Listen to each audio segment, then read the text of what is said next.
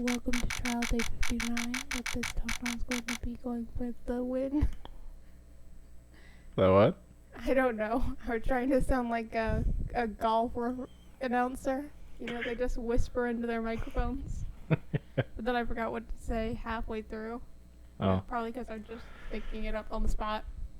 Here they go, coming to the hole number 9. Let's see who gets an eagle. But this is dependent lobby number 1. Lobby number 1. Coming right up. Good morning, Mr. Wright. Good morning, Maggie. So, what do you think is going to happen today, sir? I don't know. I didn't say good morning yet. Yesterday's session didn't go so well and ended on a giant mystery. That's true. We still haven't solved a single part of it yet. Are you okay, Nick? Huh? Oh, yeah, of course. I saw that little flash of doubt in your eyes.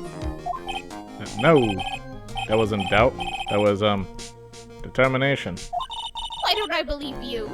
It's nearly time, Maggie. You better get going to the defendant's seat. Roger, don't let me down, Mr. Wright. I'm counting on you. Objection. Don't count on me. Hey, pal. Hey, Detective Gumshoe. We're trusting Maggie out. She doesn't need that, pal. Okay. How did you know she was stressed? I was watching through the doorway, pal. Oh. You look like you lost the case already. Show a bit of confidence, will you, pal? Here, maybe this'll help. Huh? Have you taken up aromatherapy too? Not in a million years, pal. Don't tell me you don't remember this thing. Come to think of it, that doesn't look like one of those aromatherapy bottles. This is the small bottle that turned up in Tresbian's kitchen a couple days ago.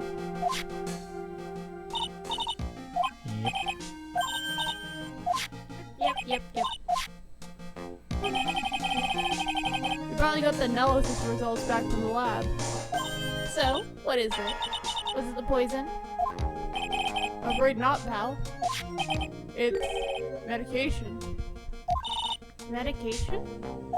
Yeah, for years. Topical use only, apparently. For years, Oh, that you means mean? the chef lifted it. Yeah, it's the medication Glenn Elk was using for his ruptured eardrum. What was Glenn Elk's ear medicine doing in the kitchen? See, it's like the chef lifted it as well as the ticket. What would the chef have to do with this? Yeah, why would he take that? What about the unidentified fingerprints? Any on that? All screwed up, so I only had time to analyze the contents of the bottle, pal. Another hour and they might have gotten something on the prints, but... It's kind of weak in its impact as a piece of evidence. Okay, pal, this is it. Make sure your defense is impregnable today. Got it? Today's trial. I'm gonna expose that guy, that tiger, for what he's done. Or my name isn't Phoenix Wright. But my name's Phoenix Wright, the one and only, pal! No. No. Court is now in session for the trial of the Mega Bird. Defense is ready, Your Honor. Ready and waiting as always, Your Honor. Very good. Get away, I don't wonder where you went. Yesterday we heard the testimony of Mr. Victor Kudos. He claims to have witnessed the defendant putting a powder into the victim's coffee. However, the witness's testimony was plagued with a number of problems. The mark on the rim of the cup shows that the victim drank from it with his right hand. But according to the old man's testimony, he picked it up with his left hand. Thank you, Mr. Godot. Furthermore, according to the witness's account, the victim was listening to the radio with an earpiece in his left ear. Yeah, the victim's eardrum was ruptured, which made him effectively deaf in that ear. Crazy how many contradictions a single case can have, huh, Nick? Yeah.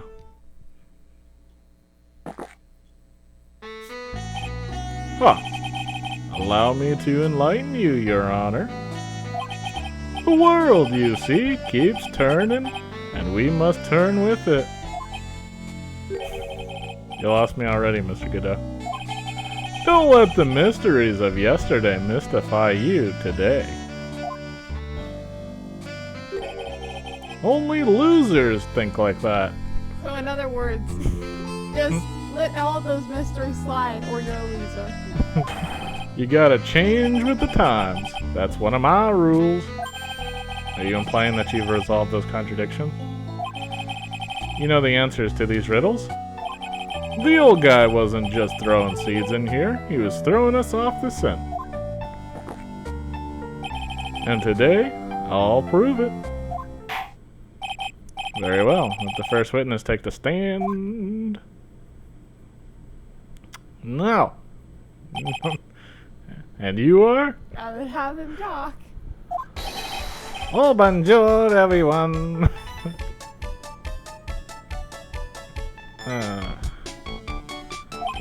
I am Jean Armstrong, the owner and the head chef of La Tribulations restaurant. Enchanté. Ooh. Okay. Forgive me for asking, witness, but are you a woman?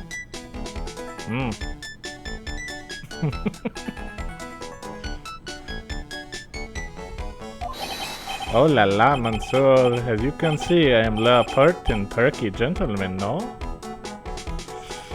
Don't say Perky, please.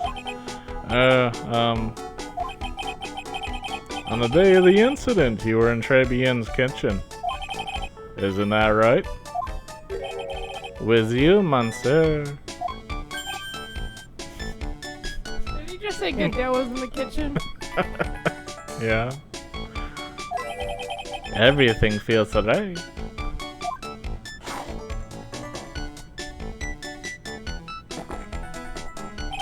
Huh. Oh, he's totally unfazed. Doesn't anything intimidate this guy? Very well, your testimony, please, witness. Please tell the court what happened that day at Tribune. We volunteers. At Tribune. When it all happened, there was just 2 customers in my restaurant. I remember I was experimenting with new rod decor that day. Like having a large mirror between the tables, for example. Perhaps that is what the old man was looking at. Look up the earpiece and the glasses. He would have seen everything in reverse, no? A mirror? Oui, un grand mirror. The most enormous mirror.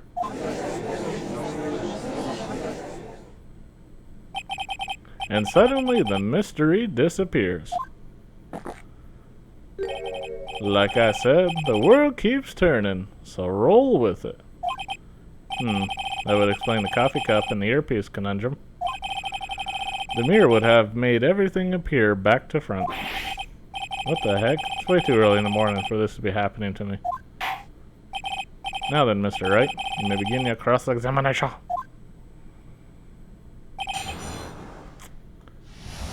What are you talking about, mirror?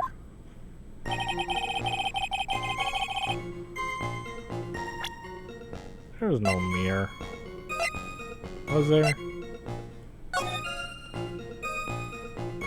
Oh, there's a mirror right there.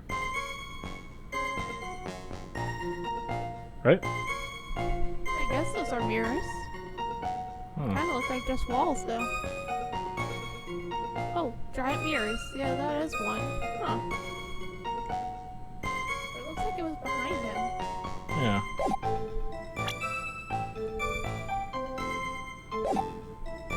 Alright. And who were the 2 customers exactly? Me, of course. The young man who died. And the other, not so young man. You're referring to yesterday's witness, I presume? What about the other man Maggie she saw at the table? Something tells me Mr. Armstrong isn't planning to disclose his existence. We need some hard evidence first before we can bring him up, don't we? I guess I'll just have to try a different approach for the time being.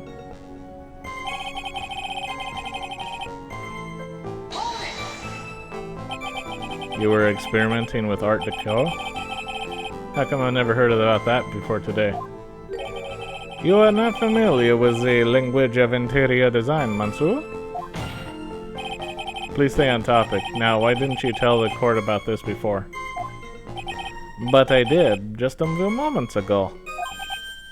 Excuse me, Mr. Armstrong. This deco you mentioned, are you referring to some sort of decorature? What, Judge? No. Art Deco, as in, it is a style of design, Your Honor. He's talking about interior design, walls, ceilings, carpets, that kind of thing. Ah, yes, of course, that deco. I was trying to achieve a more effeminate look for my restaurant. I was planning the most bold remodeling of the decor.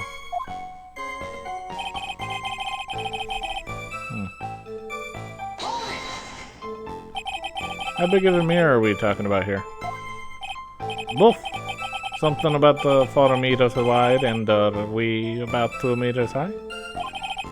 Let's see, if 1 meter is about 1 yard. Holy glass in a frame, that's huge. I was intending to install it on the ceiling eventually. The ceiling? Was there a mirror on the ceiling? I don't remember.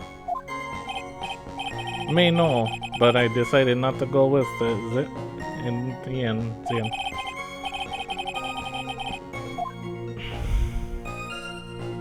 Press harder. If you really had such a large mirror in the restaurant, someone would have noticed it. Well, there's nothing about a mirror in Mr. Kudo or Maggie Bird's testimonies. But you didn't ask, Trey. You have only yourself to blame for such sloppy work. What? A mirror was delivered to Tribulations the day before the incident. But really, a mirror, not 2 mirrors. As Mr. Armstrong testified, he was carrying out some design changes. And as it turned out, he didn't actually use the mirror in the end. This just doesn't add up. Even if a mirror was delivered to Tribulations, doesn't prove that it was in the restaurant on the day of the crime. If you want to doubt someone, Trey, look in the mirror. Sure, the person looking back at you will be dubious enough. So the witness yesterday had seen the victim reflected in a mirror.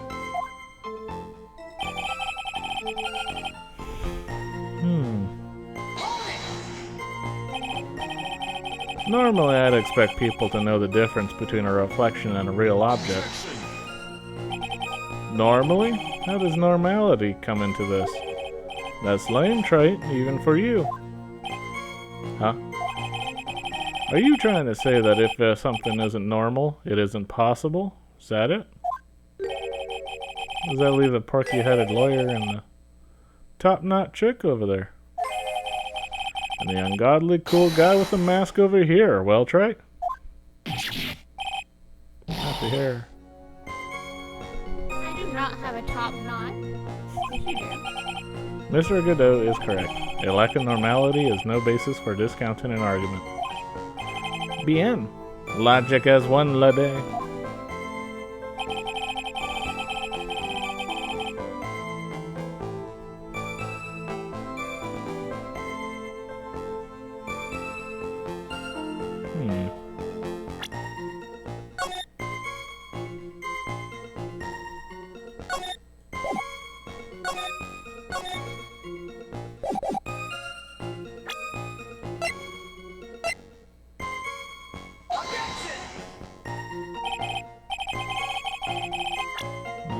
Not allowed.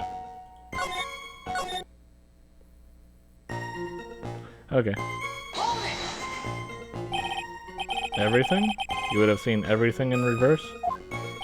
Oui. Hey, nice to can think about what old CD said in this testimony. Did he phrase it again?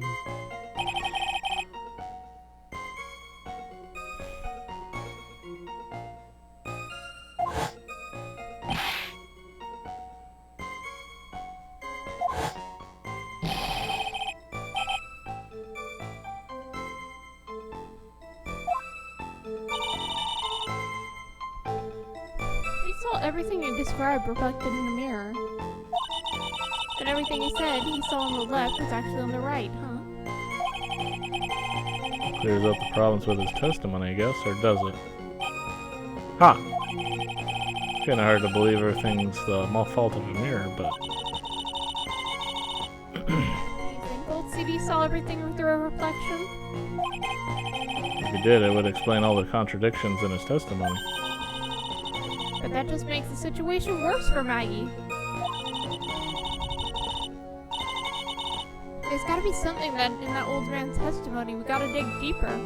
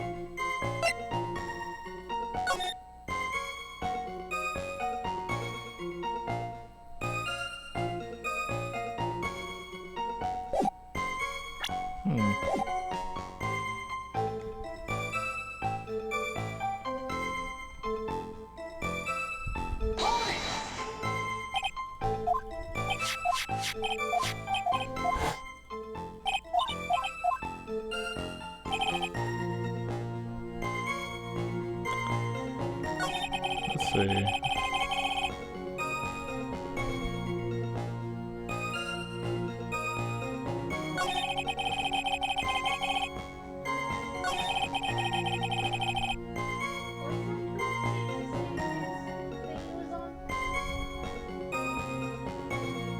ZD? That was on his left eye.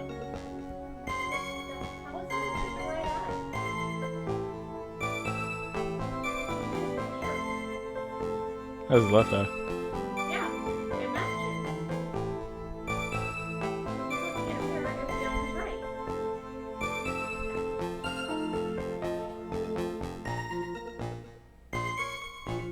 So then he picked up the cup with his left hand. He had a thing in his left ear. But his monocle thing is actually on his left ear.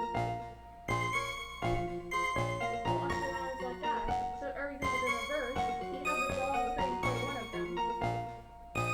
It would explain the cup, it would explain the earpiece, but it wouldn't explain the eyepiece because I don't think he gave the right answer to.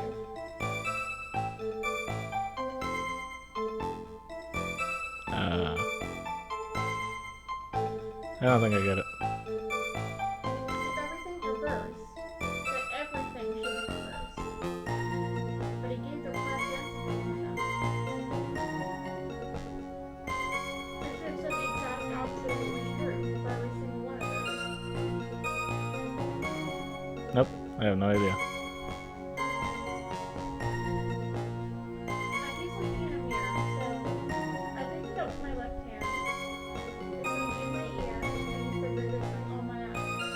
If we're looking in a mirror, it should be on the right side, thing on my eye, thing over here, and then we're thinking that's this hand instead. How do you know to get one of them correct and the other two wrong? Right?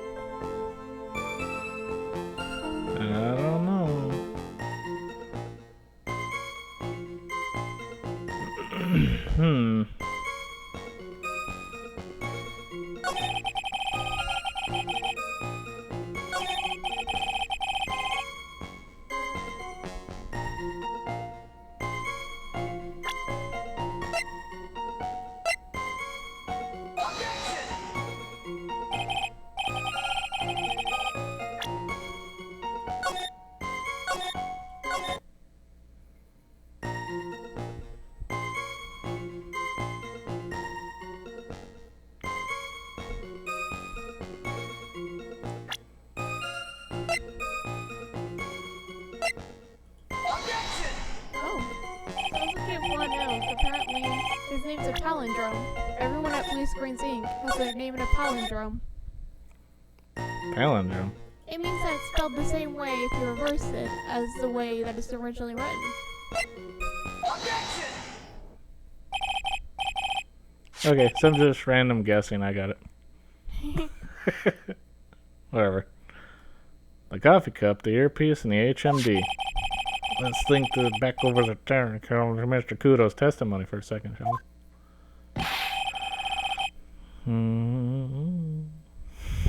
His French name is also a reference to RAM, random access memory.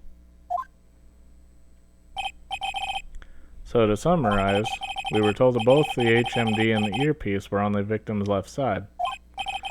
Now Mr. Kudo saw all that as a reflection in a mirror. It would mean both the HMD and the earpiece were actually on the victim's right side. Exactamente. You see, Mansoor, now that you think about it, it's not so odd, no? Unfortunately, that's where we run into a monumental contradiction with the facts. If Mr. Kudo really did see everything in a mirror, why is it that the HMD is now on the wrong side of his head?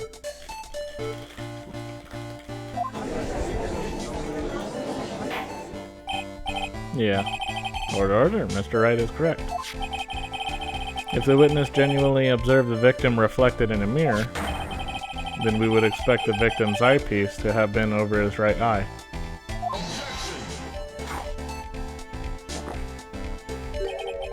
How bitter. That's right, you should have taste of this bitterness. It'll calm you down in no time. Are we talking about your coffee? Or something completely different? You don't understand the way the witness thinks. How he thinks? You remember this, I presume?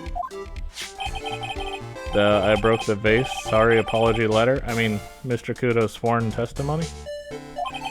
Exactly. The old man has one very grieving habit, other than throwing seeds. The more of an impression something makes, the more muddled his mind makes it. And what's the most striking thing about Mr. Elk? Clearly it's the victim's eyepiece. And that's my point, the old man strikes again. Mr. Elk's HMD made a big impression on the old man.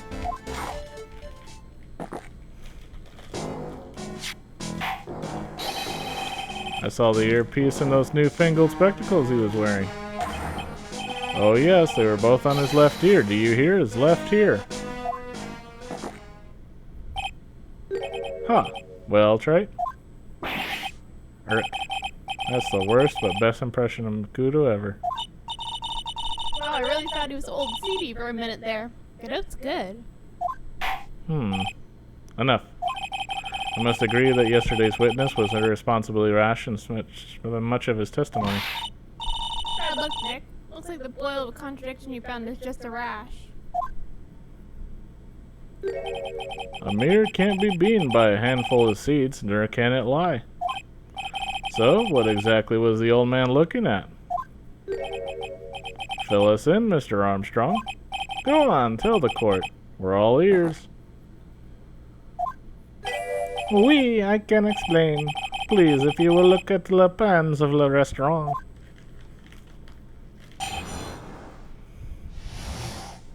The mirror. Alors, is everyone sitting comfortably?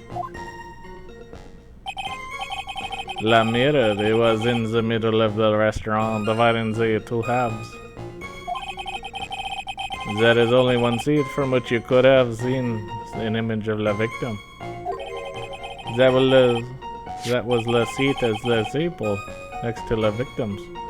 That was where the old man was sitting. After the terrible incident occurred, I moved the mirror so it was not in the way.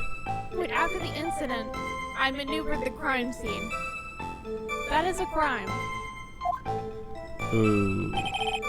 But naturally, I did not touch anything else. I see no problems with the explanation we have just heard. From the table next to the victims, Mr. Kudo could have seen the victim in the mirror. What a naughty little coquette I am, confusing all the men like this. Don't worry about it.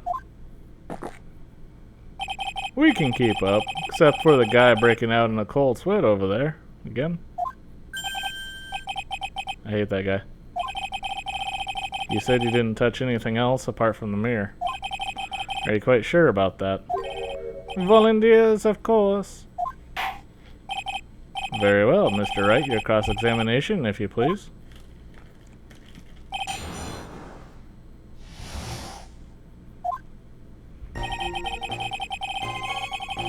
Press.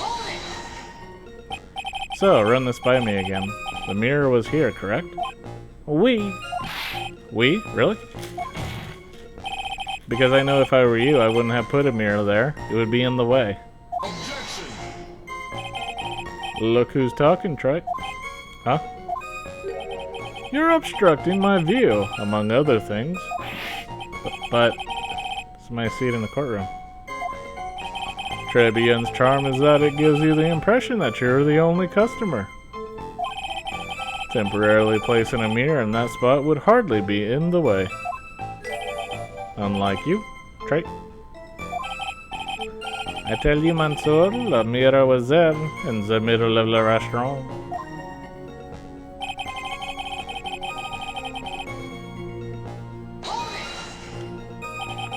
And where would that be? Oh la la, look how you lean towards me. I always attract the younger boys. Maybe I should keep you in suspense a little longer. Yeah. Mr. Armstrong, tell the court what you know at once. I attract the older ones too, you know, handsome. Shall I tease you too?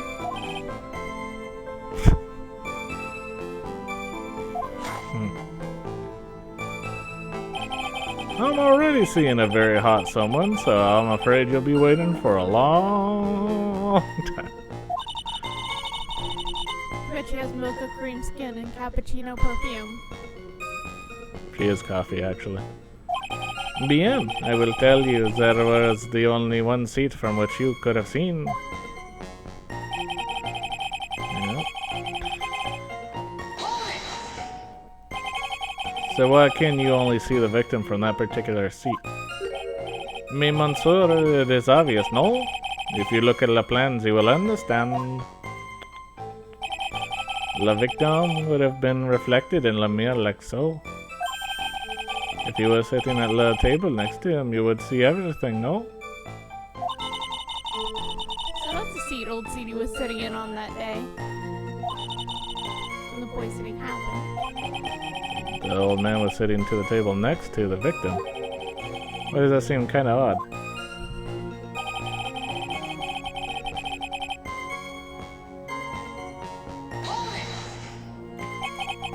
Did you move the mirror while Mr. Kudo was off calling the police?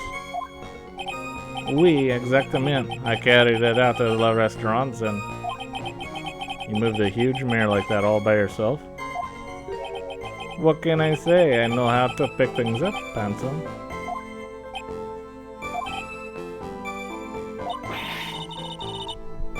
Joe actually laughed at something. Well, given the witness's physique, I suppose it is possible. Did you move anything else from the crime scene, Mr. Armstrong? I look like the obliging type, no?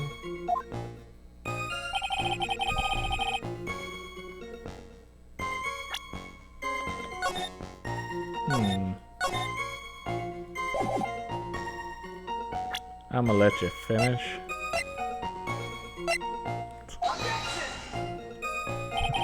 No, I can't get him with that. Dang it.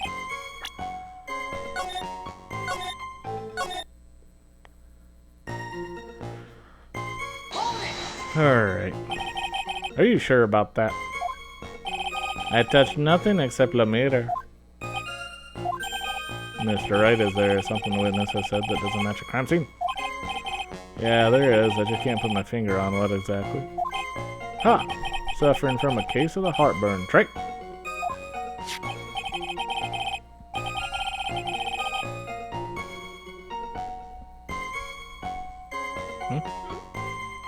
Oh, I thought you wanted to say something. Oh. So with like the Princess of the Gene treatment, you had to press every statement. Oh. Oh, I have just the thing for that. An oil with golden mortar and frankincense. Stance. Add a few drops to your coffee and voila. Enjoy. Focus, Phoenix, breathe. Need to ignore those two and just find some evidence. Oh yeah. It's pretty strange though, isn't it? I mean, nobody mentioned anything about a really large mirror. You think someone would have, but Maggie didn't, and neither did old Sadie. The only logical explanation is that there was no mirror inside Tribune that day. I just gotta prove it somehow. Okay, here's something. Here's the thing, it's like... What was something that was unmistakable about old Sadie's table? The vase.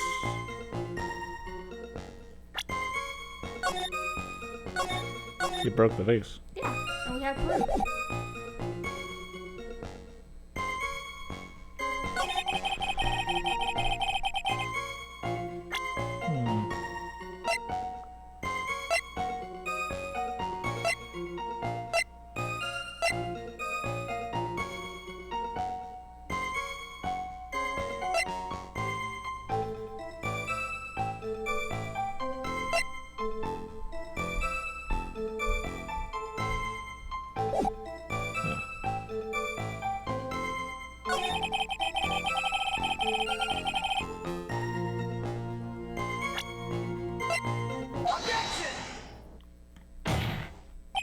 Your Honor, Mr. Kudo's words yesterday strongly contradict Mr. Armstrong's testimony.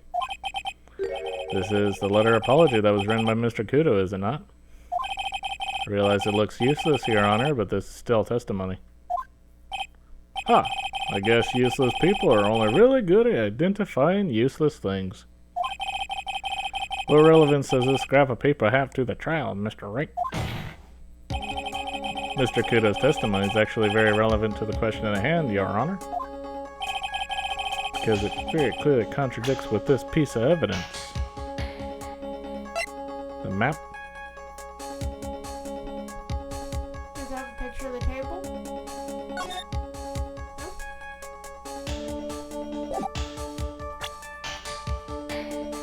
You have to be proving the vase was still there. Oh, yep, there it is.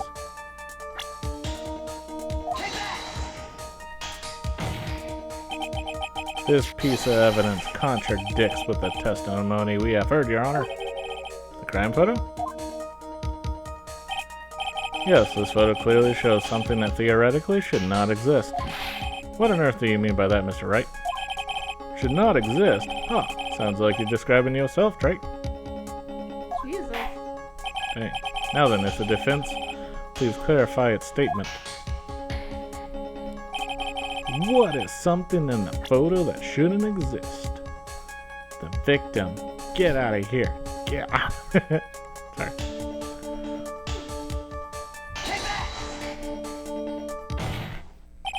There's one thing that clearly demonstrated by yesterday's testimony. Mr. Kudo broke the vase that was set on the table where he was sitting. And yet, as the court can see, there is an unbroken vase on the table next to the victim. Why? Because Mr. Kudo was not, in fact, sitting at the table next to the victim at all. Don't be an idiot, Trey. That's impossible. That seat's the only one Kudo could have seen the victim's reflection from. Exactly. There's only one conclusion we can draw from this contradiction. There was no mirror in Tribune that day. Your testimony, Mr. Armstrong, is an elaborate lie. No, dude. Don't try to confuse the court, Troy. Obviously the witness cleaned up the vase, while the police were taking their time getting to the crime scene. Unfortunately, Mr. Godot, that doesn't quite work for me. Mr. Armstrong already testified to the contrary, in his own words. I did not touch anything else except the mirror.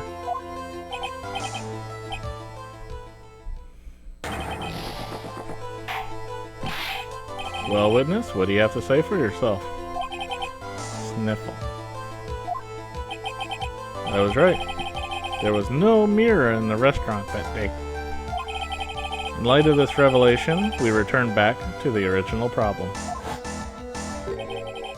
Why did the victim have an earpiece in an ear in which he couldn't hear? Ah, you only get one shot in life. There's no turning back. If you want to claim that the mirror wasn't there, Trite, then this problem is all yours. How do you explain what the old man saw? If I can answer this, we'll be closer to the truth.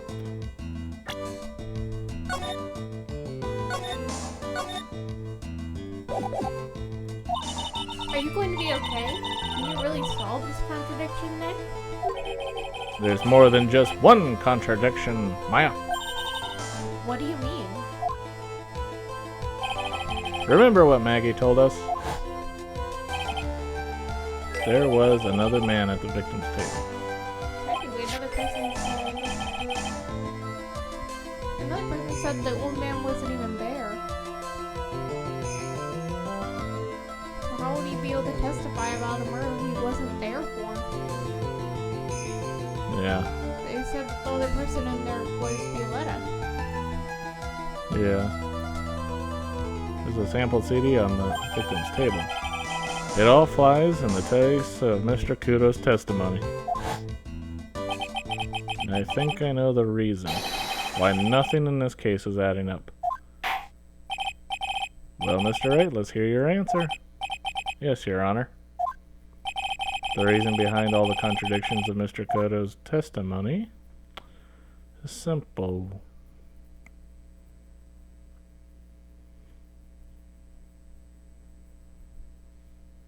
The ear doctor made a mistake, really? Doesn't that mean he just put it in his wrong ear? That wouldn't make much sense. I think we're trying to agree with Mr. Kudo, right? Yeah, we're not going to say Mr. Kudo made a mistake. We're trying to agree with him. Well, there's only one answer here. The victim was a phony? That's the only one if we else want to say Mr. Kudo's lying or the ear doctor had him put the thing in the wrong ear.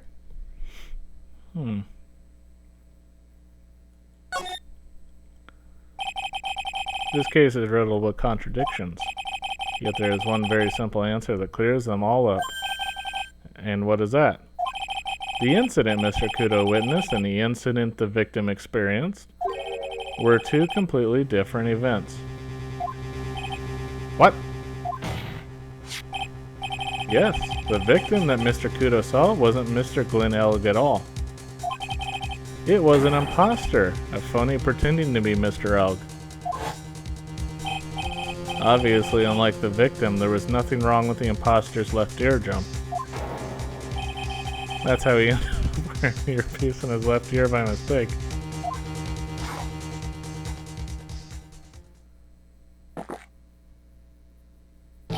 He got another big coffee just to do his bit cake. Order in the court. Settle down or I'll clear the courtroom.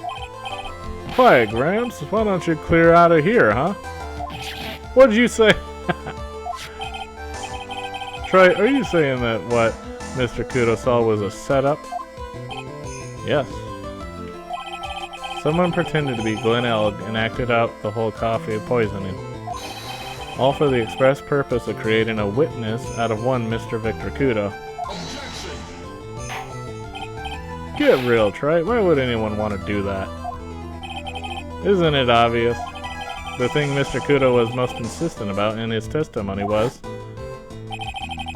the serving girl brought him a cappuccino, but there was something in it.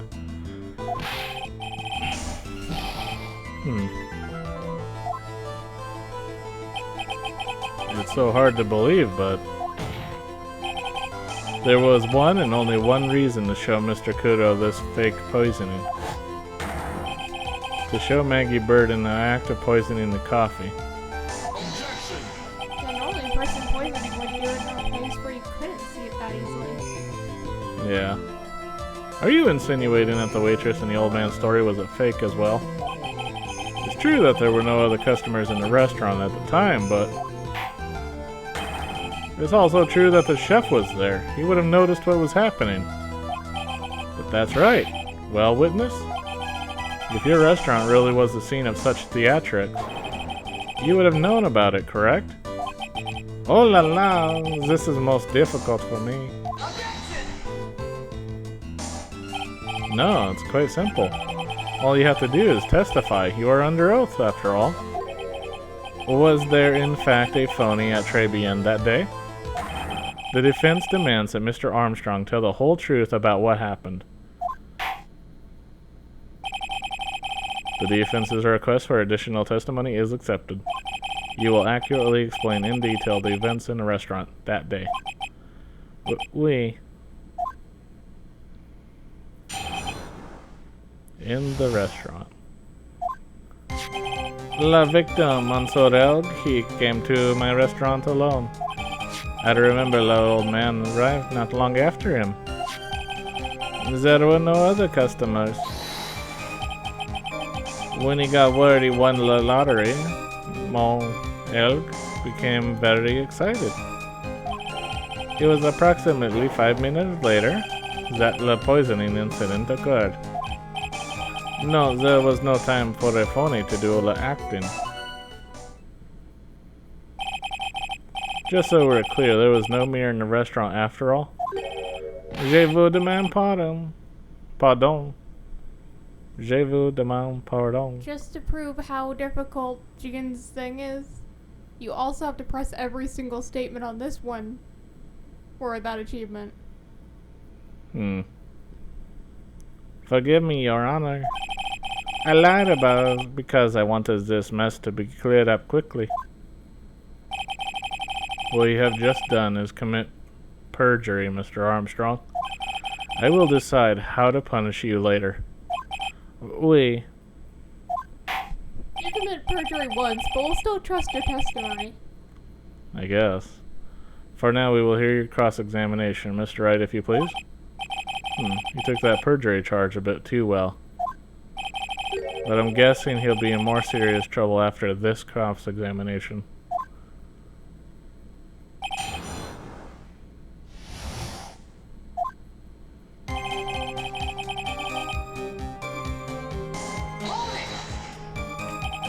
Was he alone at his table as well?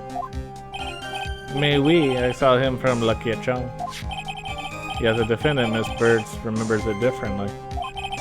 She swears there was another man at the victim's table. Unfortunately for you, Trite. Yesterday's witness was also testified that the victim was alone. You know, seeing you squirm like that reminds me of a certain coffee's bittersweet bite. What kind of coffee has he been drinking? Not coffee, it's love. It's love that's bittersweet. Are you saying Godot loves me? I guess. Hearing Maya say that makes her seem wise all of a sudden. I remember the old man revived from it long after.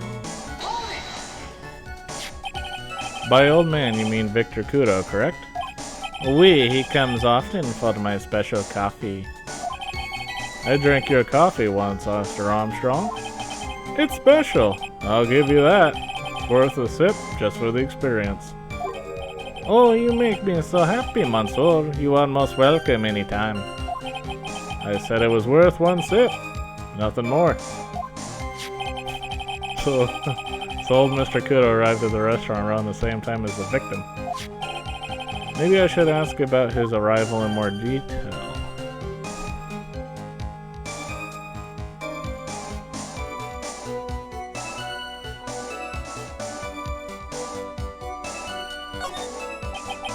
Out of curiosity, about what time was it when Mr. Kudo arrived? Oh no, I cannot remember, Monsieur. I believe we were told by a witness yesterday. 2:25 p.m., huh? Does that perhaps jog your memory, witness? The incident happened about 20 minutes after it arrived. So the victim must have arrived between 2 p.m. and 2:10, no? Just after 2, huh? Thank you for your help, dragging my memory, Mansoor. You are wonderful. Can't just sit there all the time and do nothing now, can I? The time of day will be added to the witness's testimony. Oui, Mansoor Judge, everything I do it for you. Merci bien. That's French, isn't it? Ha ha ha ha. Glad at least one person is in a good mood. He's even humming a song to himself.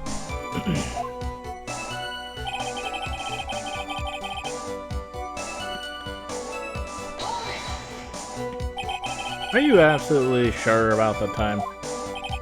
When I think really hard, I am sure it was just after 2 oui. It is la time I stopped serving la menchu. Quite right, I always break for lunch when the restaurants are serving their specials. I've been known to wind up a case early just to make it on time. Haha! That's kind of bad. Guess you should never get between a hungry judge and his lunch. Oh, would you look at that? It's almost lunchtime already. Witness, get on with your testimony, please. The judge is sure to pronounce guilty, go to lunch. Yep.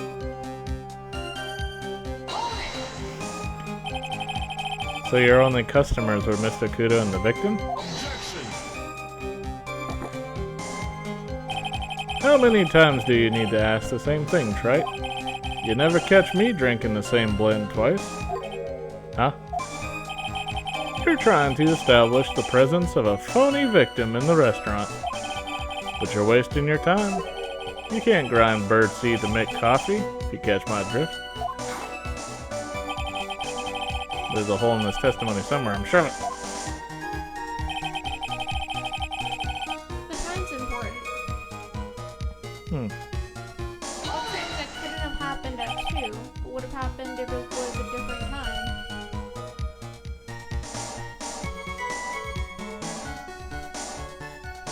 Going this phone call? Yeah. Did you see?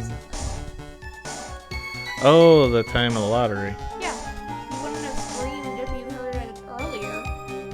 Yeah. And if you bought a bunch of lottery tickets, you'd of course check in for it. No, they was in the kitchen, but I heard him.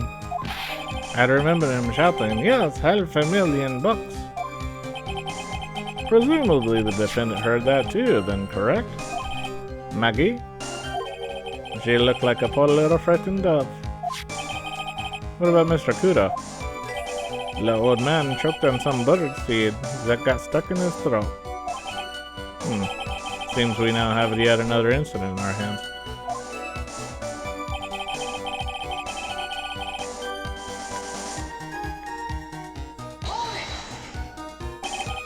What were you doing at that point? Without any customers, you must have had time to kill. I am a mighty talented woman, Mansoor. Sorry? What do you mean?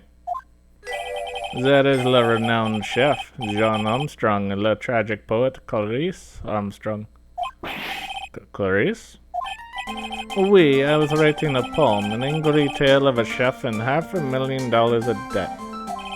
Cooking for a man who won $500,000 on a lottery.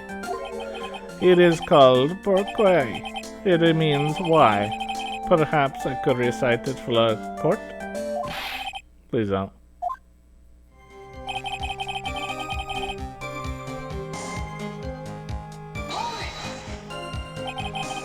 You mean you contacted the police as soon as the incident occurred? I asked the old man to call from the payphone. By your own argument, right? The purpose of this phony victim's performance was so the old man would see it. In other words, once the incident occurred, this opportunity would completely disappear. Indeed. Bien, seems the shadow of a doubt has been lifted, n'est-ce pas? Mr. Armstrong is connected to this case, huh? I mean, it isn't just Jordan and the guy beating us up. Yeah, exactly. Absolutely.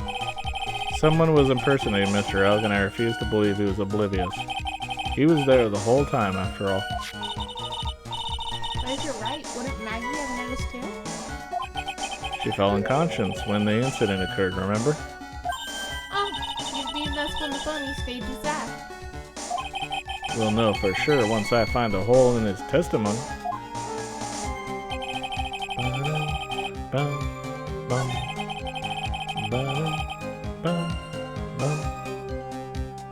When does this stuff happen? It happens till like 1:30 each day? Man, I forgot. I forgot like a lot of details on this. So the time of death was between 1:30 and 2:30.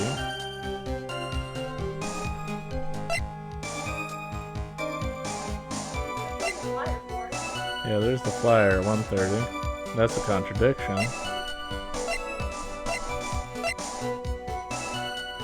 When did Mr. Kudo say that he took off? I think he said a time that he took off, but it took a while. They said that he called at 2:25. He took a bit to find a payphone. Oh, okay. Yeah, that makes sense. Alright. I'm just trying to remember times on this.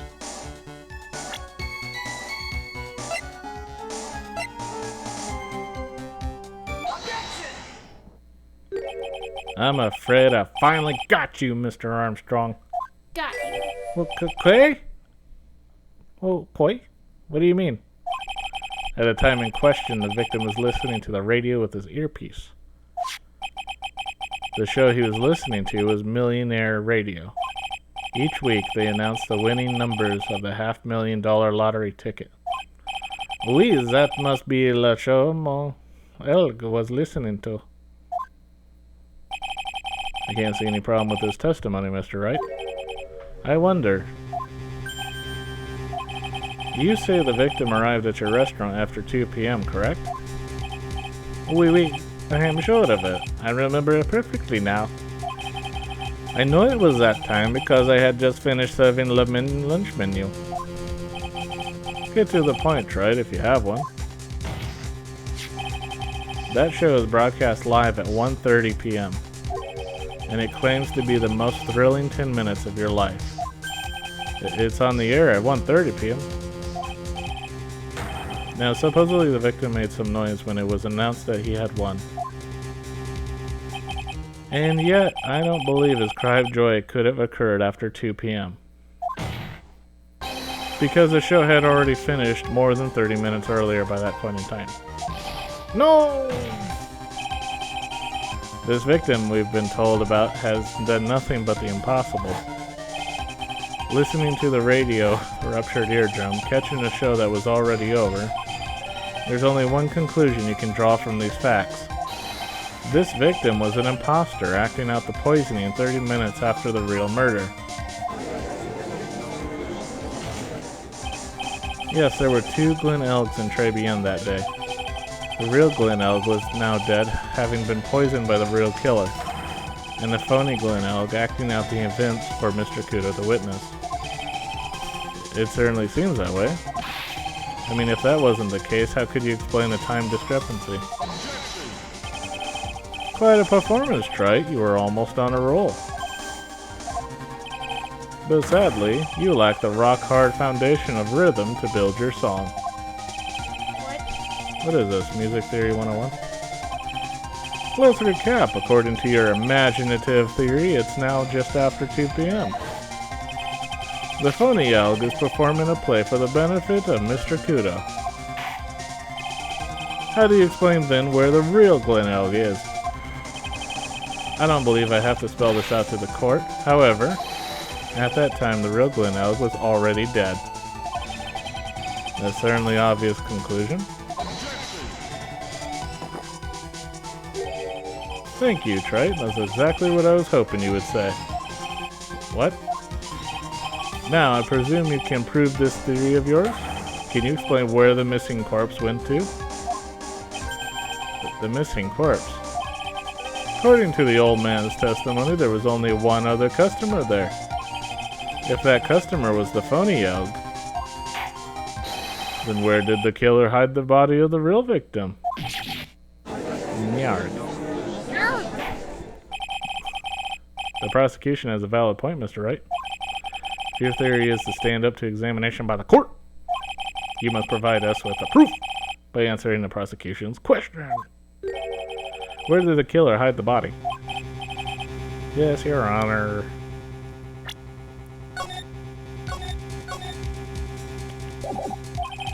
No conjecture, Trite. Let's hear some facts for once. Show the court a piece of evidence that proves where the body was hidden. Evidence? What's with the intense pressure in here all of a sudden?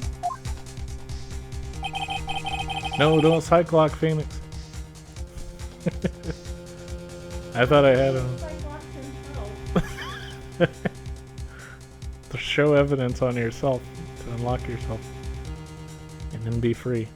I thought I had him with that contradiction, but he's turned it all around. Hilarious that they did that one game. Cyclock yourself because of trauma. Realistic. Well, Mr. Wright, the court will now hear the defense's theory and evidence. First, where was the body of the real Elg concealed?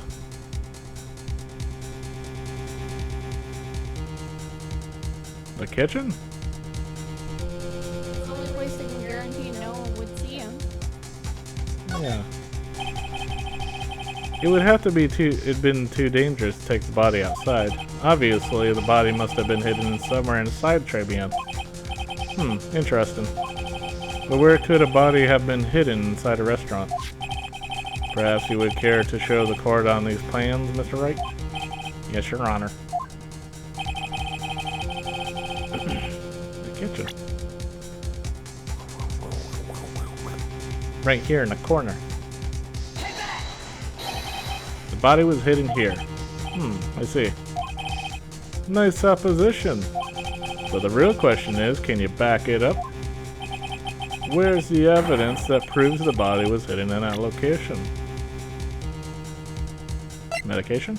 That shouldn't have been in here unless it was specifically lifted. Mr. Armstrong, do you recognize this bottle? No. I have never seen that ugly bottle before in my life. I am only use the very best bottles, Mansoor. The highest quality only for me. Where was that bottle found, Mr. Wright? Interestingly enough, Your Honor, it was found in the kitchen of Tribune. Eh? Quay? But I only ever use the bottles for my aromatherapy oils. But this bottle doesn't contain aromatherapy oil, Mr. Armstrong. No, it contains a medication. What kind of medication?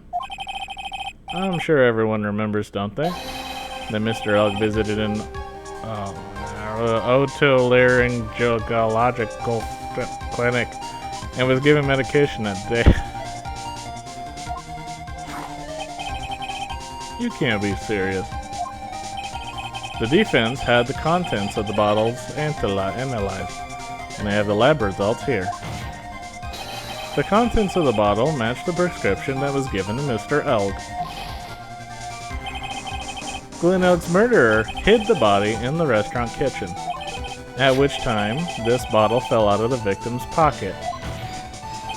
Mr. Armstrong, when the incident occurred, didn't you say you were in the kitchen? Mandu.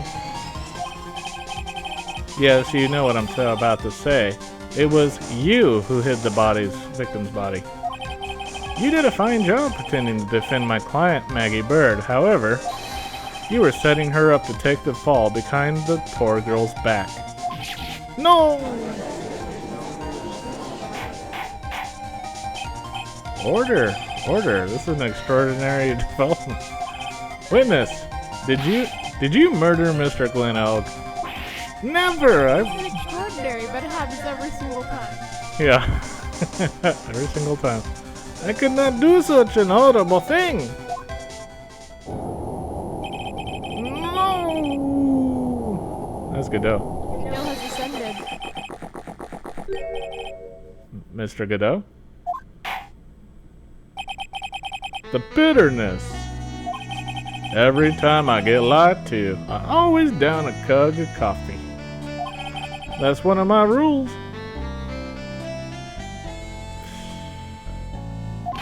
Do you have the slightest idea how many cups you've had by now? Not until I pee, Mr. Trite.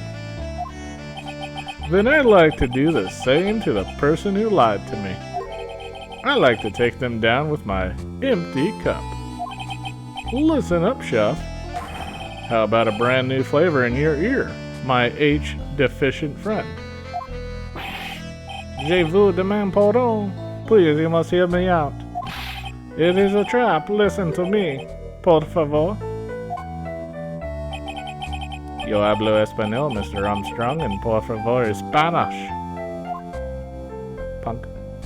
She was like, I speak Spanish. That's not French. Yeah.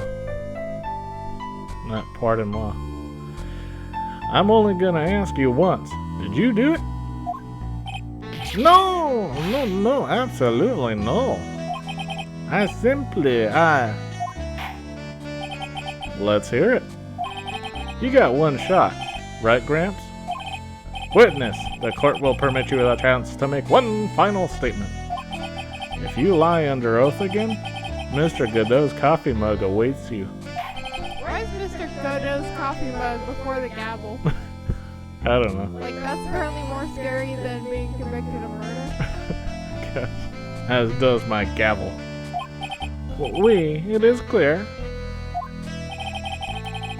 What do they always say in the movies? I've got a bad feeling about this. Very well. Begin your final testimony, Mr. Armstrong. The confession. It is true. I hid a body in the kitchen. A man forced me to do it. I had no choice. I had to go along with him because there was a reason I could not refuse. But I did not kill him. I swear it. You must believe me. You were forced? By who? I cannot say, or I will be erased. Let's try a different question then. When Mr. Ogg died, was he really the only person at this table? There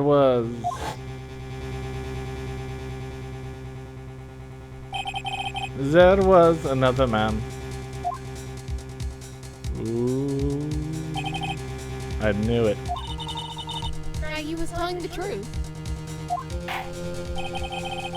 You may cross-examine the witness now, Mr. Wright. It's just one more thing I need to do. I gotta break this guy and get him to tell us the name of the real killer.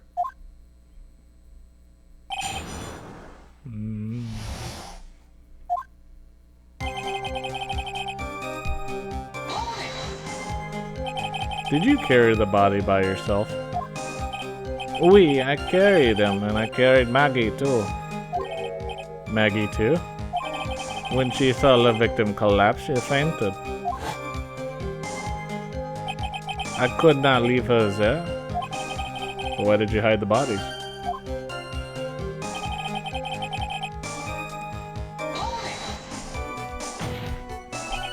What man? Who was he?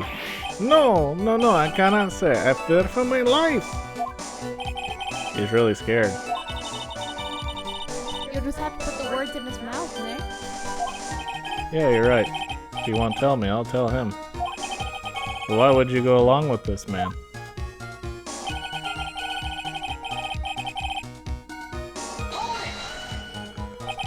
And what reason would that be, Mr. Armstrong? You know, Mansour.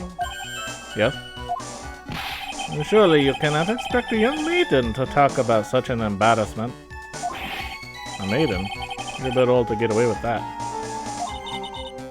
That's a bit too male. Can't finish his cross-examination without establishing his reason. So I'll just have to prove it with evidence.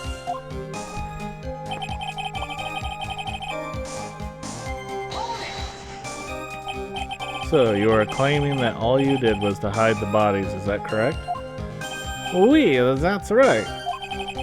If we are to believe you, Mr. Armstrong, you must tell the court everything. You must make clear the identity of the man who ordered you to do this.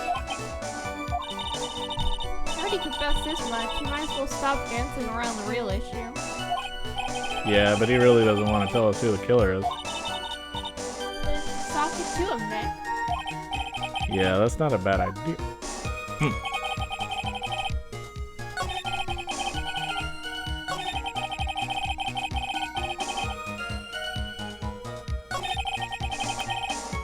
So present Tigre's picture here.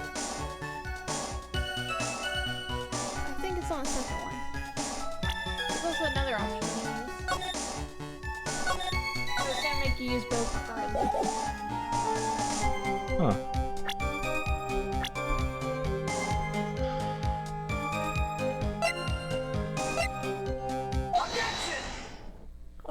They work. Let's end this dance a ring around the rosy, Mr. Armstrong. This is the man you've been referring to. Ah! Who is that? I feel like I've seen him somewhere before. Oh, I don't know. Maybe a month ago in this very courtroom?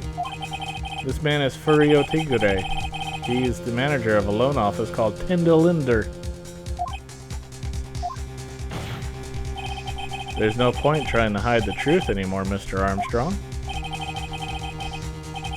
I know you couldn't go against Mr. Tigre, at least not while he had this on you. Your loan contract. Dun-dun-dun-dun.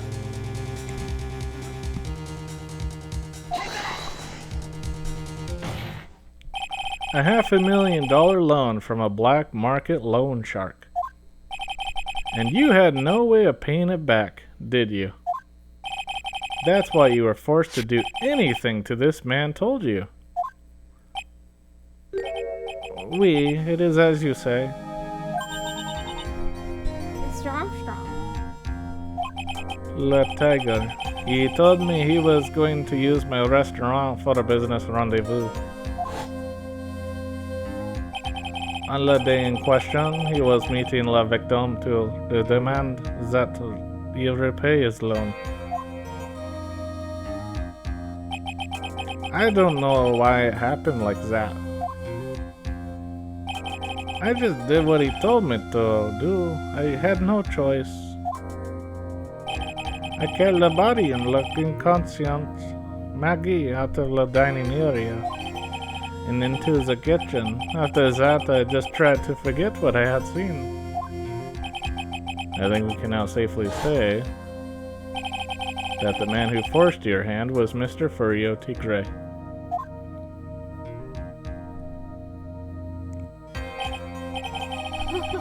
I do have one further question for you, Mr. Armstrong. The poison and the lottery ticket that were found in the defendant's apron pocket, was that your doing as well? No, I knew nothing about that. Making it look like it was Maggie who had done it. I was not. It is despicable. Mr. Godot, you will summon this Furio Tigre as a witness. I doubt that can be arranged today, so we will adjourn for now. Proceedings will continue tomorrow.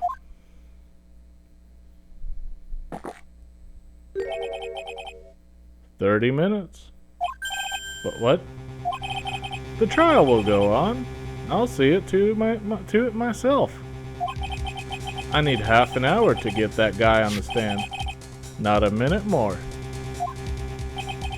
How the... Don't sit back and relax yet, right? No one knows if that chef is really telling the truth or not. This trial could still go either way. I'm still gonna try and convict her even after being told she's innocent. I guess. And that I was an accomplice. Very saying well. that your accomplice is pretty big. Yeah. Very well, your request is granted, Mr. Godot. We will resume once Mr. Tigre is ready to take the stand. Until then, court is adjourned for a 30-minute recess. Ooh. Alright, this is where the insanity begins. Well, it's obvious he's a skilled liar, so I don't think you want to give him time to repair. Right? Yeah. Alright, we'll pick it up in the next one. Thank you for watching. Feel free to leave a comment. Tom, cute. Here it come. They're cute. Here it come. Hope you have a good day. Bye bye.